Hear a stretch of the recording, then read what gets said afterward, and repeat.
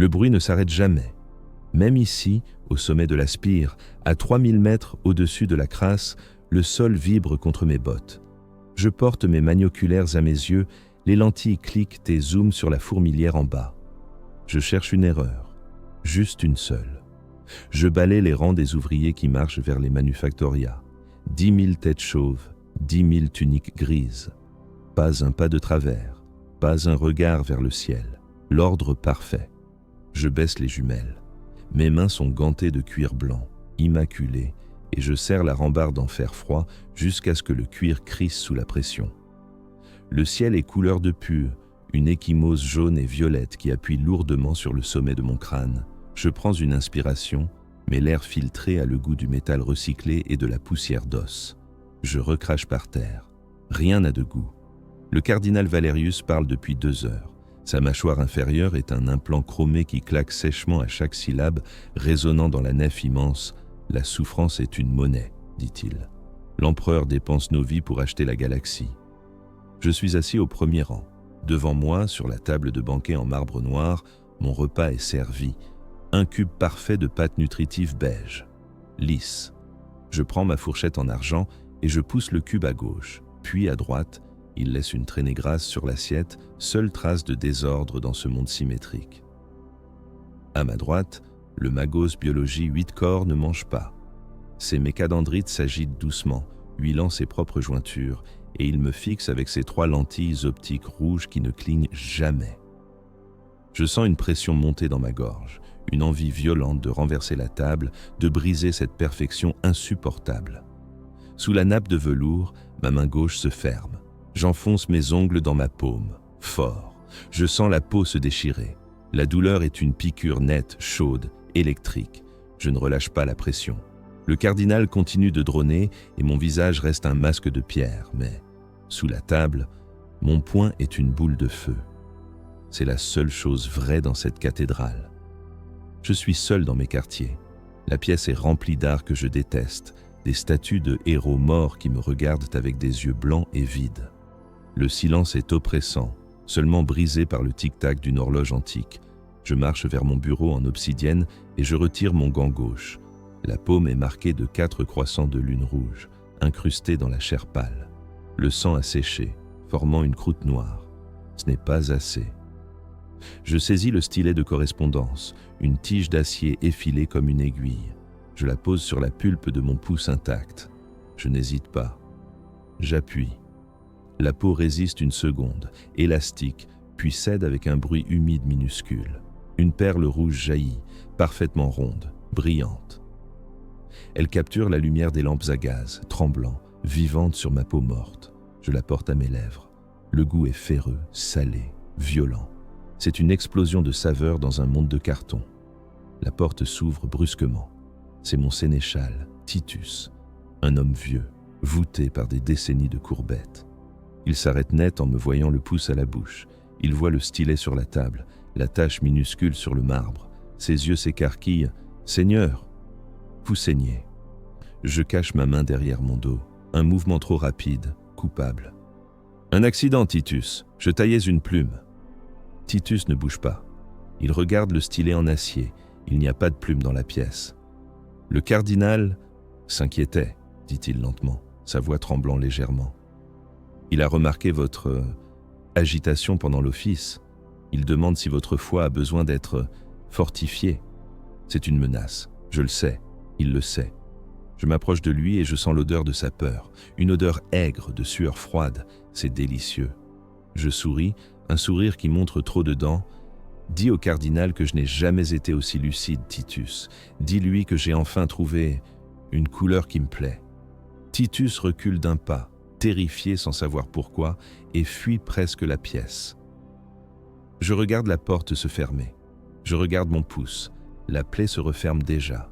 C'est dommage. Je reprends le stylet. Il me faut plus de rouge, juste un peu plus. 3 jours ont passé depuis que j'ai goûté à mon propre sang, et l'ennui est revenu, plus lourd qu'une dalle de caveau. Je suis assis à la tête de la table du Conseil planétaire 12 généraux et ministres se disputent au sujet des quotas de dîmes. Leurs voix sont des bruits de friction, du papier de verre frotté contre mes tympans. Le général Axe parle de fortification. Je regarde sa bouche bouger. Je remarque une goutte de salive accumulée au coin de ses lèvres.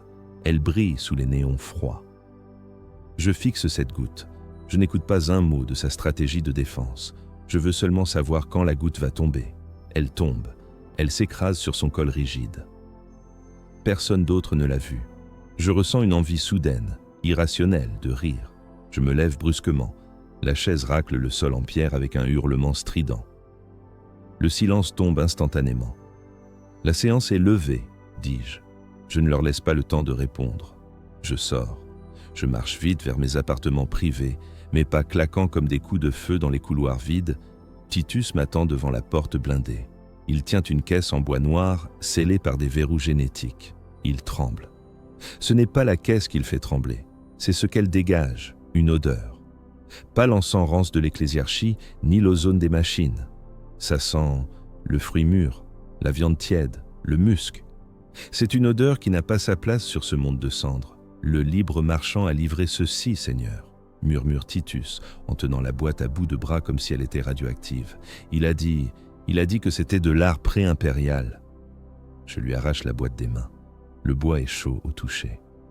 Va-t'en, Titus, et ferme les portes à double tour. Je suis seul. Je pose la caisse sur mon bureau. Je passe mes doigts sur les verrous. Ils ne demandent pas de code. Ils s'ouvrent au contact de ma chaleur, avec un déclic qui ressemble à un os qui casse. Le couvercle bascule. À l'intérieur, il n'y a qu'une toile, pas très grande, un simple portrait. Mais dès que mes yeux se posent dessus, je sens une migraine foudroyante me transpercer le front. Je recule d'un pas, chancelant. Ce n'est pas de la douleur, c'est de la saturation. La peinture représente une femme, ou peut-être un homme. Les traits sont si parfaits que le genre devient une vulgarité inutile. La peau du sujet a la texture de la nacre. Mais ce sont les yeux qui me happent, ils sont violets, d'un violet si profond, si électrique qu'il semble brûler la rétine. Je cligne des yeux, des larmes de réflexe coulent sur mes joues. Je regarde autour de moi. Ma chambre, que je trouvais luxueuse, me paraît soudain insupportable. Les tapisseries rouges semblent brunes et sales. L'or des statues paraît terni, bon marché. Comparé à cette chose dans la boîte, tout mon univers est une poubelle. Je m'approche à nouveau. Je ne peux pas m'en empêcher. Je respire l'air au-dessus de la toile.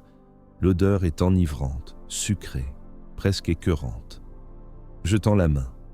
Je sais que c'est interdit. On ne touche pas l'art, on le vénère de loin. Mais mes doigts tremblent d'un désir qui n'est pas intellectuel, mais animal. Je frôle la peinture. Ce n'est pas de la toile séchée. C'est humide, c'est tiède. La texture est celle d'une muqueuse. Je retire ma main comme si je m'étais brûlé. Sur le bout de mon index, il y a une trace d'huile irisée. Je la frotte contre mon pouce. C'est gras, c'est vivant. Je saisis la statuette de Saint Drusus qui trône sur mon bureau, une œuvre en marbre blanc de 300 ans. Je la regarde. Elle est grossière. Ses proportions sont fausses. Elle est laide. Elle insulte la perfection qui vient d'arriver dans cette pièce. Je lève la statuette et je la fracasse contre le sol. La tête du saint explose en éclats de pierre. Le bruit est satisfaisant. Je prends un vase en cristal, je le jette contre le mur. Il éclate. Je renverse les chaises. Je déchire les rideaux. Je fais le vide. Je veux que rien d'autre n'existe dans mon champ de vision. Je m'assois par terre, au milieu des débris de ma vie passée, face à la toile posée sur le bureau. Je la fixe. 1 heure passe. Peut-être 4. Je ne sais plus. Mes yeux me brûlent, mais je refuse de cligner. J'ai l'impression que si je détourne le regard, le visage sur la peinture va bouger. Et puis, je l'entends. C'est à peine un son. C'est une vibration dans l'air, juste à la limite de l'audition. Comme le bourdonnement d'une mouche, mais mélodique, ça vient de la gorge peinte du sujet. La peinture respire. Je rampe vers elle, à genoux sur le verre brisé. Je ne sens pas les coupures sur mes tibias.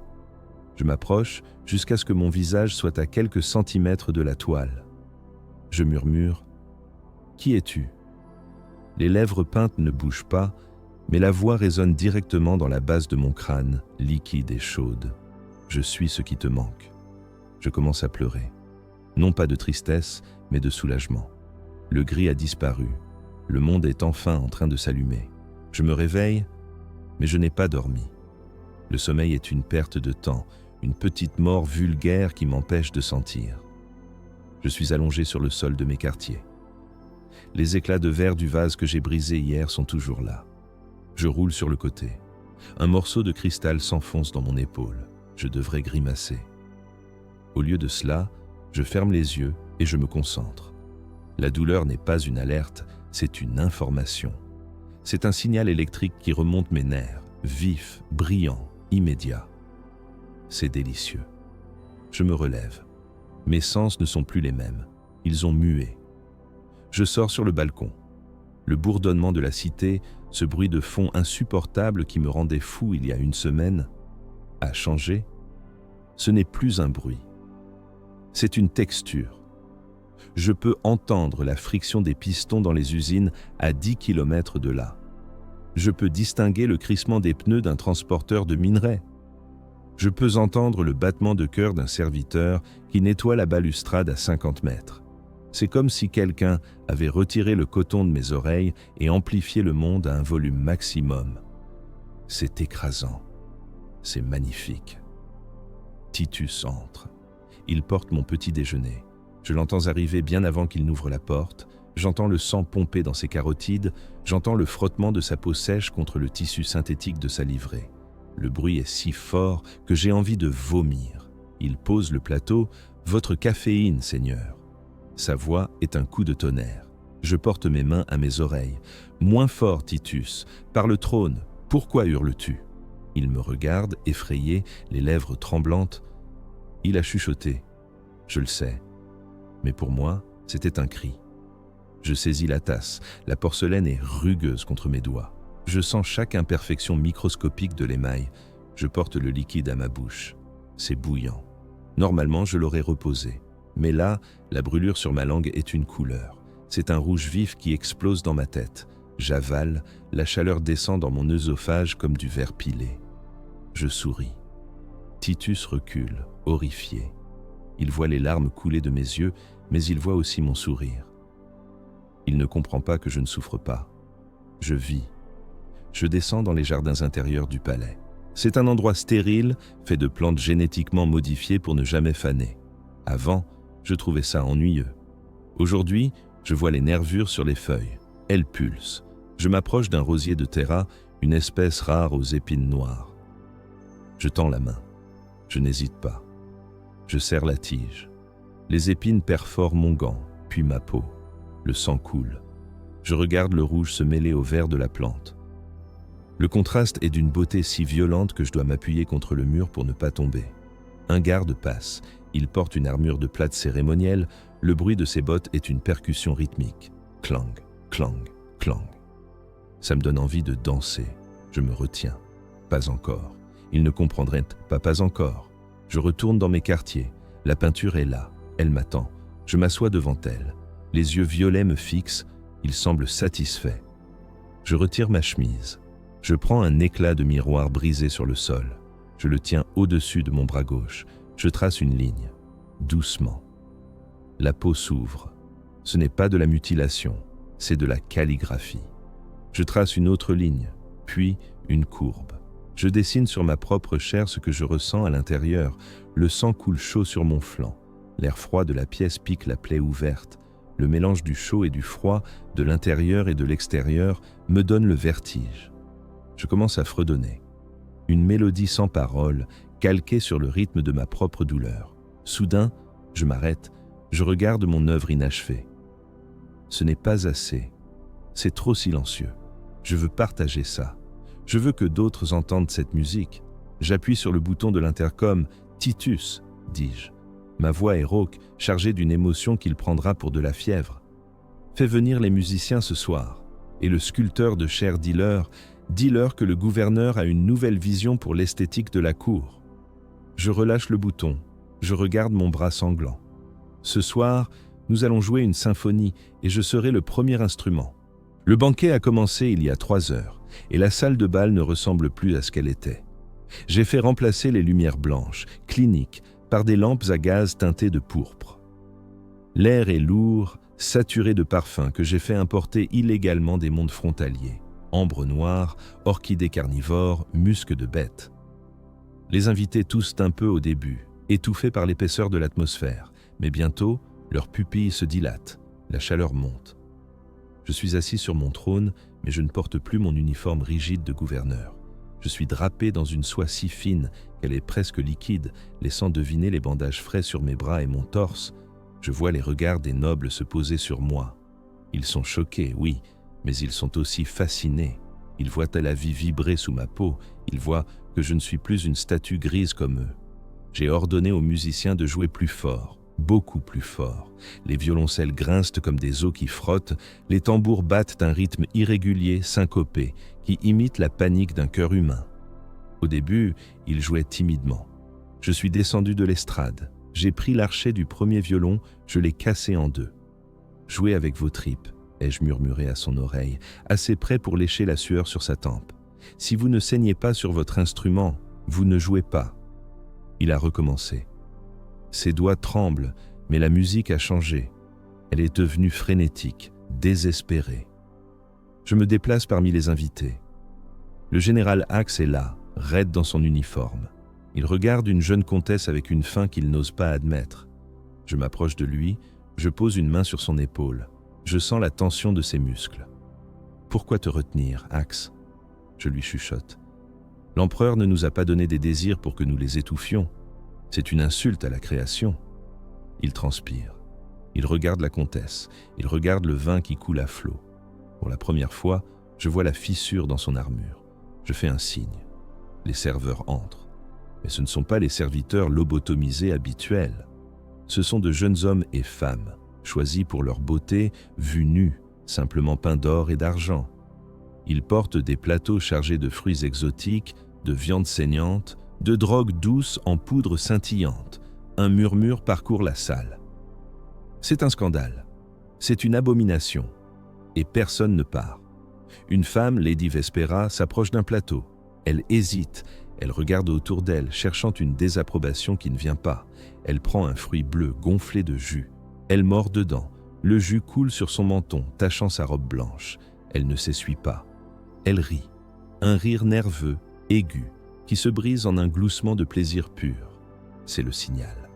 Comme une digue qui cède, la retenue s'effondre. Je vois un magistrat plonger ses mains dans un plat de viande, oubliant ses couverts.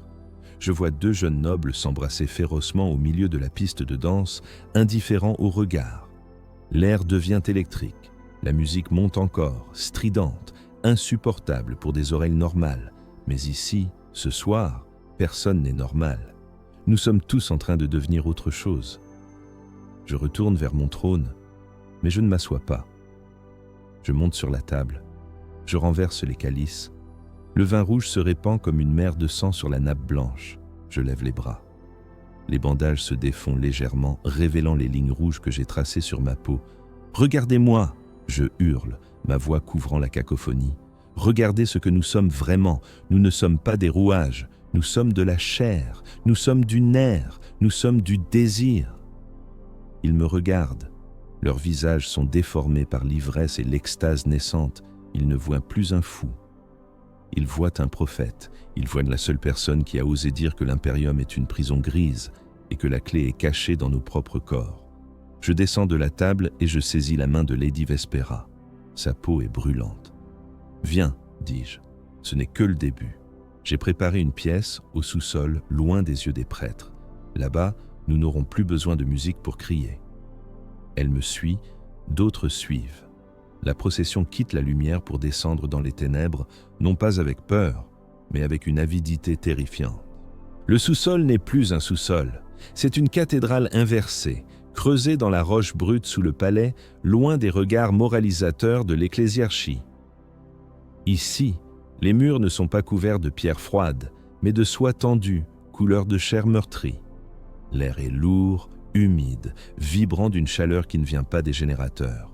C'est la chaleur de 50 corps, entassés, transpirants, bougeants, vivants. Je suis au centre de la pièce, allongé sur une table d'opération en chrome que j'ai fait installer là où devrait se trouver un autel. Le chirurgien esthète, un renégat que j'ai sorti des geôles de la spire basse, se tient au-dessus de moi. Il ne porte pas de masque, il veut voir. Il tient un scalpel laser qui bourdonne doucement, une note de fa dièse parfaite. Autour de nous, ma cour s'est transformée. Lady Vespera n'est plus la femme timide qui hésitait devant un fruit. Elle est nue, sa peau peinte de spirales d'or qui s'enroulent autour de ses membres. Elle s'est fait implanter des cordes vocales synthétiques qui lui permettent d'émettre des sons inaudibles pour l'homme, mais qui font vibrer les os. Elle chante pour moi pendant que le chirurgien travaille. Plus profond, ordonnai-je. Le laser descend. Il tranche le derme de mon pectoral gauche. L'odeur de la chair brûlée monte, douceâtre, écœurante pour un profane. Mais pour nous, c'est de l'encens. Je ne crie pas, je ris. La douleur est là, intense, aveuglante, mais elle est transfigurée. Mon cerveau, baigné dans les neurostimulants que nous respirons tous, interprète l'agonie comme une caresse électrique. Le chirurgien écarte les bords de la plaie. Il y insère non pas des points de suture, mais des crochets en argent, reliés à de fines chaînes qui pendent du plafond. Il tire. Ma peau se tend, s'ouvre comme une fleur grotesque. Je suis devenu une toile vivante. Je regarde mon propre intérieur, les muscles rouges qui tressaillent, le blanc nacré des côtes. C'est la chose la plus belle que j'ai jamais vue. Je suis enfin ouvert au monde. Le général Axe s'approche. Il a changé lui aussi. Il s'est arraché ses propres dents pour les remplacer par des éclats de cristal. Quand il sourit, sa bouche est une grotte scintillante et dangereuse. Il passe un doigt ganté de velours sur ma plaie ouverte. « Magnifique », murmure-t-il, sa voix déformée par ses nouvelles dents, une carte de la vérité. Il se tourne vers les autres. Qui sera le prochain? Qui veut être élevé? Des mains se lèvent. Des mains nobles, manucurées, qui supplient maintenant pour être coupées, percées, remodelées. Ils ont compris. La chair n'est pas sacrée parce qu'elle est intacte. Elle est sacrée parce qu'elle est malléable. C'est de l'argile et nous sommes les sculpteurs divins. Je me lève de la table, les chaînes tintant doucement en tirant sur ma peau. Je ne sens aucune faiblesse, seulement une puissance ivre. Je marche vers un grand miroir. Mon reflet est terrifiant. Mon visage est encadré par les crochets. Mon torse est une œuvre d'art sanglante. Mais mes yeux ont changé. Ils commencent à virer au violet, comme ceux du portrait. Soudain, un cri retentit dans le fond de la salle. Ce n'est pas un cri de plaisir, c'est un cri de terreur pure. Un jeune serviteur, apportant du vin, a laissé tomber son plateau en voyant ce que nous sommes devenus.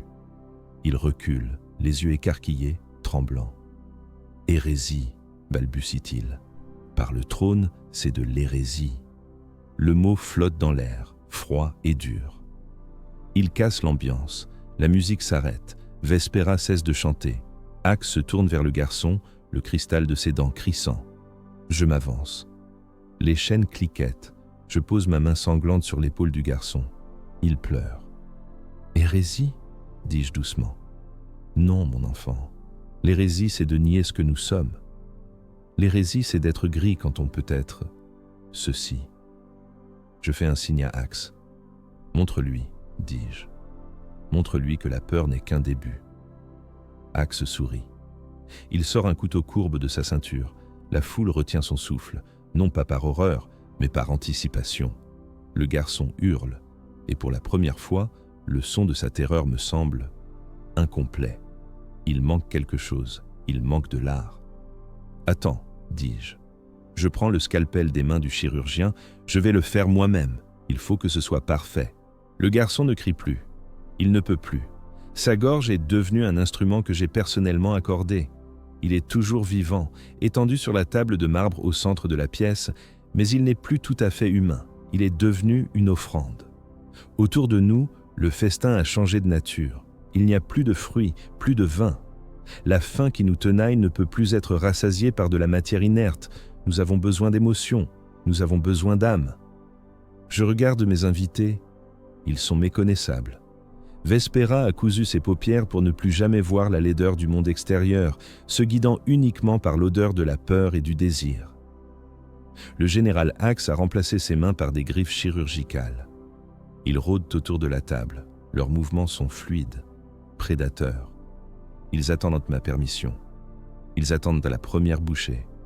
Je me penche sur le garçon. Ses yeux sont grands ouverts, fixés sur le plafond de soie. Je vois la panique pure nager dans ses iris. C'est une énergie brute, crépitante. Je pose ma main sur son front. Je sens sa terreur vibrer contre ma paume. C'est capiteux. Bien plus fort que n'importe quelle drogue. Je ferme les yeux et j'inspire. J'ai l'impression d'aspirer sa peur, de la boire. Elle me remplit, me réchauffe, fait briller les couleurs de la pièce avec une intensité nouvelle. « Prenez », murmurai-je.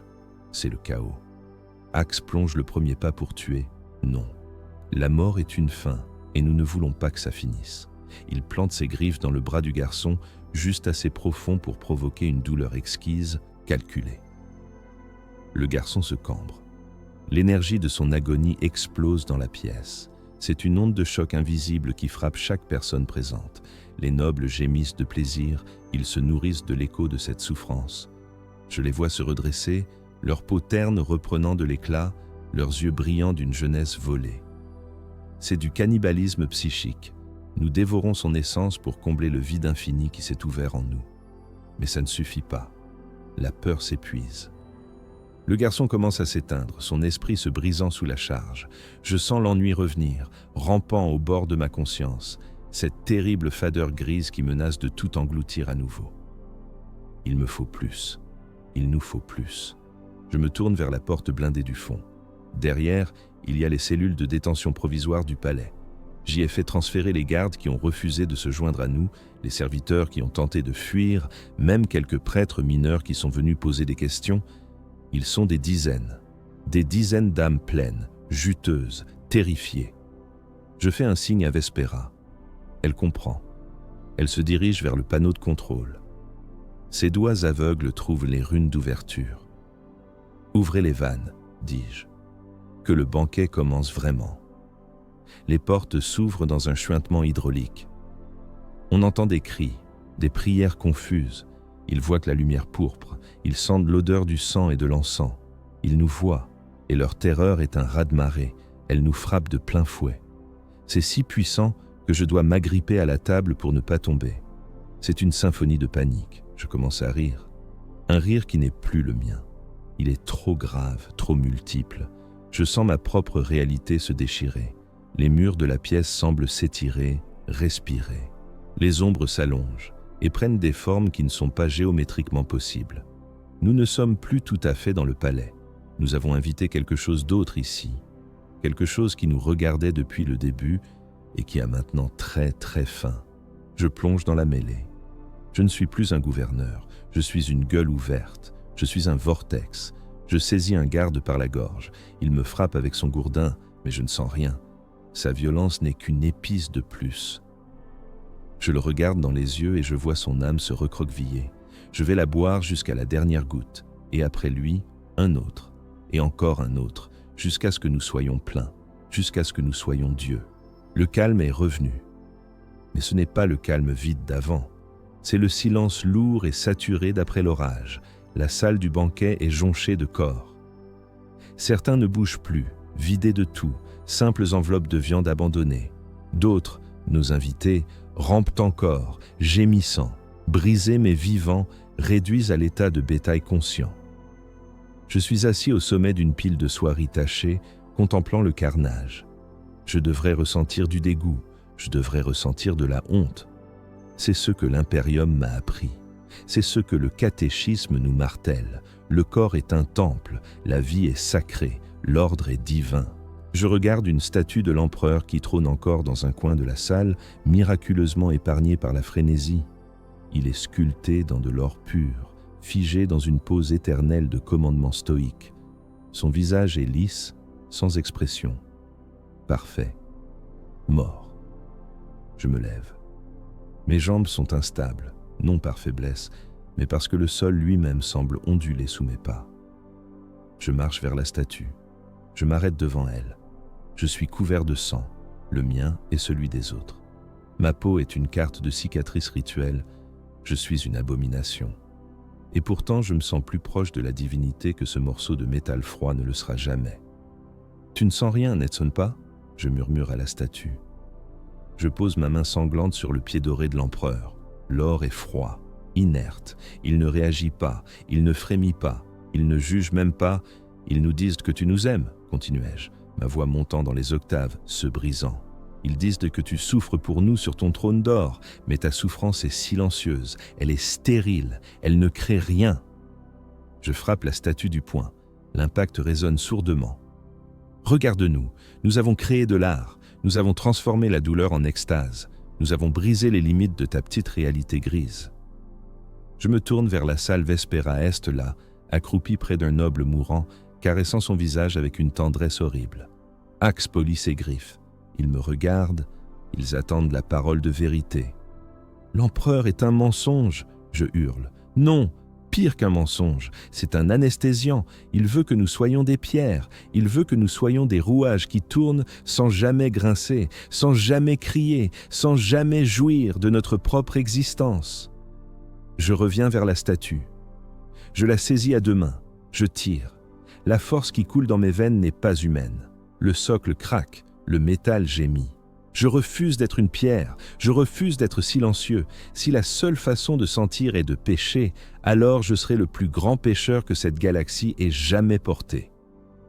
Avec un effort titanesque, je bascule la statue. Elle tombe. Elle s'écrase sur le sol de marbre avec un fracas tonitruant qui fait trembler les murs. La tête dorée se détache et roule jusqu'aux pieds de Axe. Il la regarde, puis il éclate de rire. Un rire de verre brisé. Je monte sur le socle vide. Je suis le nouveau dieu de cette pièce. Nous n'avons plus besoin de lui, dis-je, haletant, l'euphorie me brûlant les poumons. Il y a quelqu'un d'autre qui écoute quelqu'un qui ne demande pas le silence, mais le cri. Quelqu'un qui ne veut pas notre obéissance aveugle, mais notre passion dévorante. Je lève les bras vers le plafond, où la réalité commence à se fissurer pour de bon, laissant filtrer une lumière violette et malsaine. « Entends-nous !» Je crie au vide qui n'est plus vide. « Nous sommes prêts, nous avons rejeté le cadavre. Donne-nous maintenant le baiser que nous méritons. » La lumière violette s'intensifie, l'air se met à chanter. L'odeur de parfum et de pourriture devient suffocante. La réponse arrive, et elle ne sera pas silencieuse. La réponse n'est pas venue d'en haut, elle est venue de l'intérieur. Au moment où j'ai renié le trône, au moment où la statue est tombée, quelque chose s'est brisé en moi, pas un os, pas un organe, mais la dernière digue qui retenait mon humanité. Je suis toujours debout sur le socle, mais je ne contrôle plus mes membres. Une vibration monte du sol, traverse mes pieds, remonte le long de ma colonne vertébrale. C'est une note de musique si pure, si aiguë, qu'elle fait vibrer mes dents dans mes gencives. Ce n'est pas un son extérieur.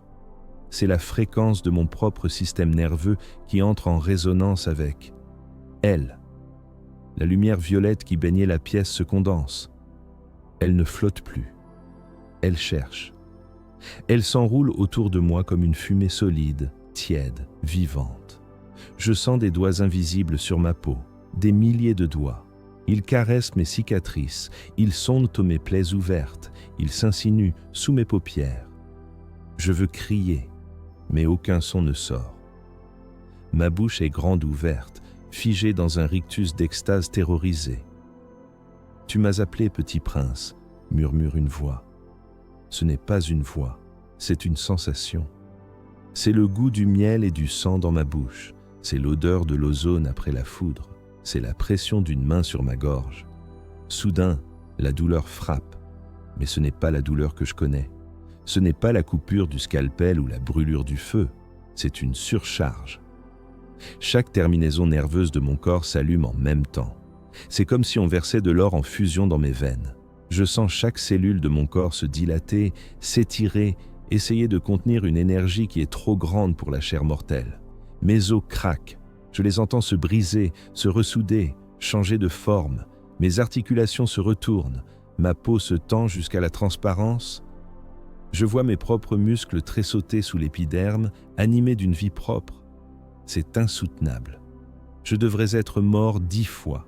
N'importe quel esprit humain aurait dû disjoncter pour se protéger. Mais elle ne me laisse pas m'évanouir. Elle me tient éveillé. Elle veut que je sente tout. La perfection exige le sacrifice de la forme. Ronronne la voix. Je tombe à genoux. Le marbre sous moi se liquéfie au contact de ma chaleur. Je regarde mes mains. Elles changent. Les doigts s'allongent, deviennent graciles, trop longs, dotés de jointures supplémentaires. Mes ongles tombent et sont remplacés par de la nacre tranchante. Je regarde Axe, je regarde Vespera. Ils subissent la même chose. Axe hurle, mais c'est un rire. Son dos se bombe, des épines d'os percent son uniforme en lambeaux. Vespera pleure des larmes de mercure, sa bouche cousue se déchire pour laisser passer une langue bifide qui goûte l'air chargé de warp.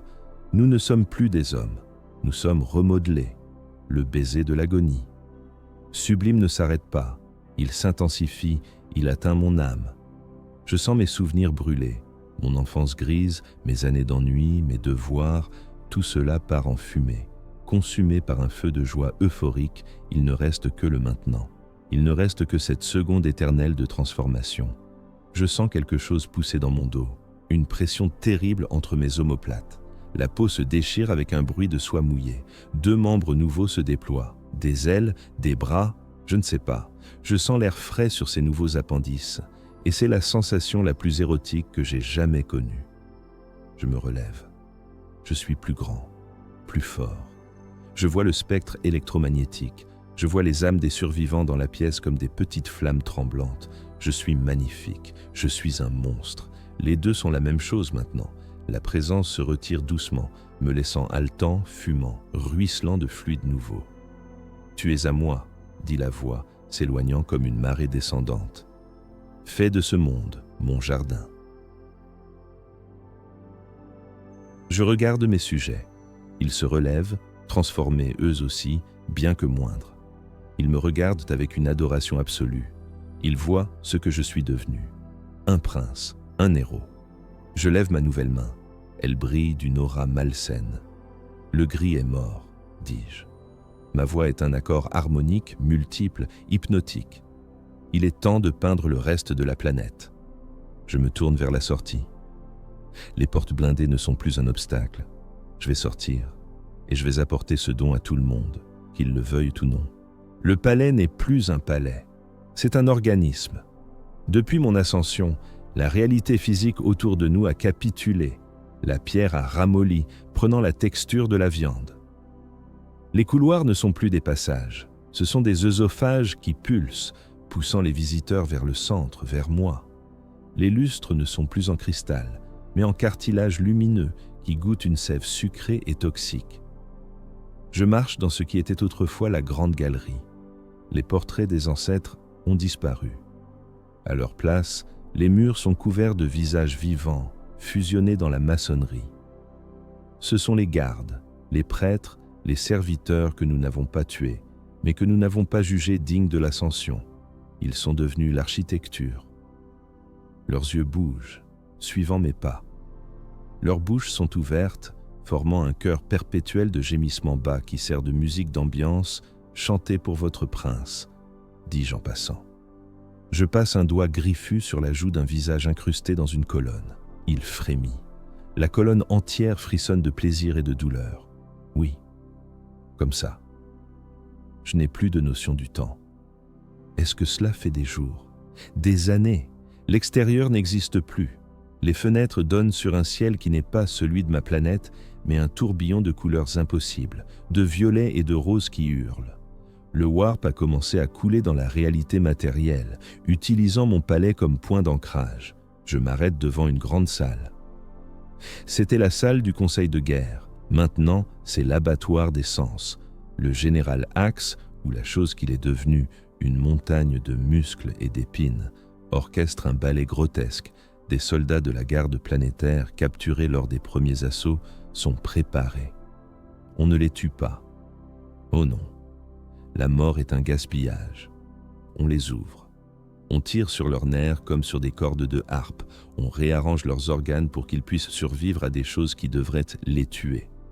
Je vois un sergent attaché sur une roue d'os. Il hurle. Mais Axe injecte un stimulant directement dans son cerveau. Le hurlement change. Il devient extatique. Le sergent pleure de joie alors que son corps est démantelé. Il remercie Axe. C'est le comble de l'art. Faire aimer sa propre destruction à la victime. « Magnifique travail, Axe », dis-je. La bête se tourne vers moi et s'incline. « Ils apprennent vite, mon prince. La chair veut obéir. Elle veut juste qu'on lui montre comment. » Je continue ma marche. Je sens une présence. Pas celle de mes courtisans. Quelque chose de froid, de rigide. J'arrive dans la salle du trône. Au centre, il y a un intrus. Il n'est pas corrompu, il est gris, il est métallique. C'est un Space Marine, un chevalier gris, à en juger par l'argent terni de son armure. Il est seul. Comment est-il arrivé ici? À travers les défenses, à travers la folie. Il est à genoux, appuyé sur une épée de force qui crépite faiblement. Il est blessé. Son casque est brisé, révélant un visage humain couvert de sang, mais dont les yeux brûlent d'une haine froide, absolue. Je souris. C'est une dissonance, une fausse note dans ma symphonie parfaite. « Tu es loin de chez toi, petit soldat de plomb », dis-je. Il lève la tête, il me regarde, il ne voit pas ma splendeur, il voit un monstre. « Démon !» crache-t-il. Sa voix est un marteau sur de l'acier. « Ton règne est une illusion. » Je m'approche de lui. Je suis 2 fois plus grand que lui maintenant. Mes 4 bras s'écartent comme des ailes. Une illusion? Touche les murs, il saigne, écoute l'air, il chante, c'est la seule vérité qui soit. Ton empereur t'a offert le silence, je t'offre tout. Il se lève péniblement, il lève son épée. L'empereur protège, dit-il. C'est pathétique, c'est beau, je fonds sur lui. Pas avec de la magie, avec ma vitesse, avec ma force. Il frappe, son épée coupe un de mes bras, la douleur est éblouissante. Je ris, je l'attrape par la tête avec ma main restante, je le soulève, je plante mes griffes dans son armure de céramite comme si c'était du papier. L'empereur protège, murmurai-je contre son oreille. Alors pourquoi es-tu ici, seul dans mon cauchemar? Je ne le tue pas tout de suite. Je commence à déformer son armure. Je la fonds avec mon toucher corrupteur. Je veux voir si, sous tout cet endoctrinement, sous tout ce psychoconditionnement, il y a un homme qui peut crier. Je plonge mon esprit dans le sien. C'est comme briser une vitre blindée. Je cherche sa peur. Je ne la trouve pas. Je trouve du dégoût. Je trouve de la pitié. Pour moi, ça me met en rage. Une rage pure, infantile. Je serre. Son crâne craque. Crie, hurlai-je. Crie pour moi. Il me regarde dans les yeux. Son sang coule sur mes griffes. Je ne suis pas ta chose, souffle-t-il. Et il meurt. Il meurt silencieusement. Juste un arrêt des fonctions. Une coupure nette. Je lâche le corps. Il tombe lourdement sur le sol vivant. Le sol essaie de l'absorber, mais l'armure le brûle. Je recule, je tremble. Il m'a volé mon moment. Il m'a volé ma satisfaction. Il est resté gris jusqu'à la fin. Je hurle de frustration. Les murs tremblent. Les visages incrustés se mettent à pleurer du sang noir. Même dans mon propre enfer, je ne suis pas tout-puissant. Il reste une étincelle de résistance. Et cette étincelle, elle me fait peur. Car si un seul peut résister, alors mon éternité n'est pas garantie. Le corps du Space Marine est toujours là. Le sol refuse de l'avaler. C'est une tache grise, inerte, une insulte silencieuse au milieu de mon kaléidoscope de chair et de lumière. Je tourne autour. Je ne peux pas détacher mes yeux de lui. Il est mort, mais il a gagné. Il a gardé son âme. Il l'a emportée avec lui dans le néant, hors de ma portée, hors de la portée d'elle. Je sens un froid me gagner. Pas le froid physique. Mon corps brûle toujours d'une fièvre warp à 40 degrés, mais un froid existentiel. L'euphorie du massacre commence à retomber. La musique des murs me semble soudain répétitive, lancinante, agaçante. Est-ce que c'est ça? Est-ce que c'est tout? On m'avait promis l'infini. On m'avait promis une ascension sans fin vers des sommets de plaisir toujours plus hauts. Mais je suis là, debout dans une pièce qui pue la charogne rance, avec un cadavre qui me défie. Encore, murmure la voix dans ma tête, il m'en faut encore. Slanesh a faim. Je réalise avec horreur que cette faim n'est pas la mienne. Je ne suis pas le convive de ce banquet. Je suis le serveur. Non, pire, je suis l'assiette. Je regarde mes mains, mes griffes, ma peau translucide. Je pensais que c'était des dons. Je pensais que j'étais devenu un prédateur. Mais un prédateur mange et est rassasié. Slanesh ne l'est jamais. Je sens mon âme s'effilocher sur les bords. Chaque seconde de conscience me coûte de l'énergie vitale. Pour rester dans cet état de perfection, je dois brûler ce que je suis. Je me suis consumé pour devenir une torche. Et maintenant, la cire fond. Je regarde vers le plafond, vers ce ciel tourbillonnant. « Est-ce que ça s'arrête ?» demandai-je à voix haute. La réponse est un rire. Un rire immense, cosmique, qui vient de partout et de nulle part. S'arrêter? Mais nous commençons à peine, mon amour. L'éternité est longue. Et tu as tant de nerfs que nous n'avons pas encore essayé. La terreur me frappe, la vraie terreur, pas celle délicieuse du début, celle glacée de la compréhension. Je ne suis pas le maître de ce palais, je suis le prisonnier de mon propre corps. Je ne mourrai jamais, je ne pourrai jamais dormir, je ne pourrai jamais fermer les yeux car je n'ai plus de paupières. Je suis condamné à ressentir tout le temps pour toujours. L'ennui du monde gris me semble soudain être le paradis le plus doux, le plus inaccessible. Je donnerai tout, je donnerai mes 4 bras, mes pouvoirs, ma beauté, pour une minute de silence. Juste une minute de ce silence ennuyeux, terne, gris, que je haïssais tant. Mais le silence est mort, je l'ai tué. La réalité autour de moi commence à se dissoudre. Le palais physique n'est plus nécessaire. Le warp nous absorbe. Je vois Axe, Vespera, les autres. Ils sont aspirés dans le vortex. Ils ne rient plus, ils hurlent. Ils comprennent enfin le prix. Je sens mes pieds quitter le sol. Je flotte. Le corps du Space Marine reste en bas. Il s'éloigne. Petit point gris immobile, paisible. Il a la paix. J'ai l'extase. Et l'extase est une torture sans fin. Je suis tiré vers le haut, vers la bouche béante du prince du chaos. Une dernière fois, j'essaie de crier « non ». Mais ma bouche ne m'obéit plus. Mes cordes vocales, modifiées pour le plaisir, transforment mon refus en un hymne de louange. « Oui !» hurle mon corps, traître jusqu'au bout. « Prends-moi, encore !» Je suis aspiré dans la lumière violette. La dernière chose que je ressens, c'est moi-même.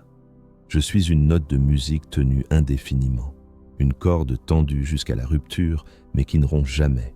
Je suis un cri, et ce cri durera toujours.